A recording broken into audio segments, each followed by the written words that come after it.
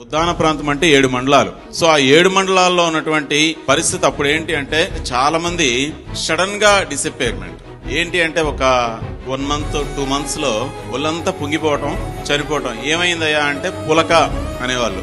Sudden గా anaemia, kidney వ్యాధి వచ్చింది అని తెలిస్తే రోగగ్రస్తుడు చనిపోవటం అనేది సెకండరీ మేడం. కానీ ఆ కుటుంబం రోడ్డున పడే పరిస్థితి.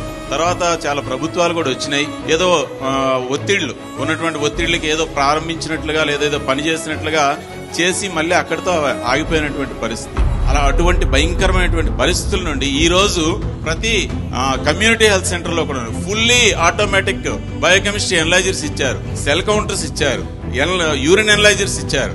అంటే దగ్గర డిస్ట్రిక్ట్ హెడ్ క్వార్టర్స్ లో చాలా హై అండ్ ల్యాబొరేటరీస్ లో కూడా లేనటువంటి ఎక్విప్మెంట్ ఈ రోజు మా ప్రాథమిక ఆరోగ్య కేంద్రాల్లో, కమ్యూనిటీ హెల్త్ సెంటర్స్ లో ఉన్నాయి మేడం. కానీ ఈ రోజు మా ప్రాథమిక ఆరోగ్య కేంద్రాల్లో మందులన్నీ దొరుకుతున్నాయి మేడం. 80% మందులు నెఫ్రాలజిస్ట్ రికమెండ్ చేసినటువంటి మందులు, గవర్నమెంట్ ఏదో కొత్తగా ఏదో ఇచ్చేసినటువంటి మందులు కాదు.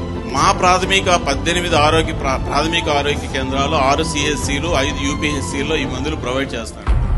దాంతో పాటు ఏంటంటే నేను అన్నాను, లక్షణాలు తెలిసేంత వరకు వాడి కిడ్నీ రోగం ఉందో లేదో తెలియదు అని చెప్పేసి. కానీ మా MLHPలు ఏదో స్పెషల్ యాప్ ఇచ్చి ప్రతి రోజున్న వాళ్ళు వెళ్ళి 10 కుటుంబాల్లో బ్లడ్ శాంపిల్స్ కలెక్ట్ చేసి PHCకి తెస్తే సీరం క్రియాటినిన్ టెస్ట్ చేసి వెరీ నెక్స్ట్ డే కేవలం మా కుటుంబానికి మాత్రమే అందజేస్తూ ఎక్కడ సోషల్ స్టిగ్మా లేకుండా చాలా అద్భుతంగా ఈ రోజు మా ఉద్దాన ప్రాంతానికి ఏం పర్వాలేదు ఇక్కడే బ్రతకొచ్చు అన్నటువంటి భరోసా ఈ ప్రభుత్వము జగనాన్ని ఇచ్చారు మేడం. మనుష్యులందు నీ కథ మహర్షిలాగా సాగదా.